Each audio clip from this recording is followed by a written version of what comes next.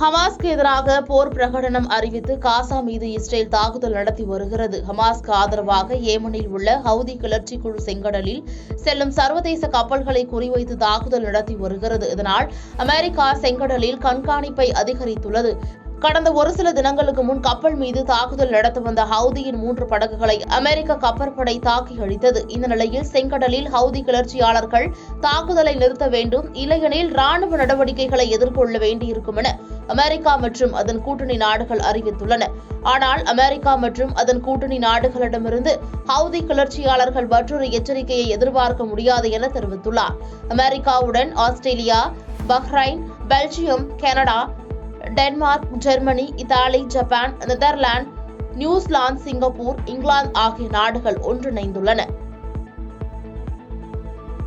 பாதகம் செய்பவரை கண்டால் நாம் பயங்கொள்ளலாகாது பாப்பா, மோதி மிதித்து விடு பாப்பா, அவர் முகத்தில் உமிழ்ந்து விடு பாப்பா. அண்மை செய்திகளை உடனுக்குடன் தெரிந்து கொள்ள இணைந்திருங்கள் இயம்நாடு தொலைக்காட்சியுடன்.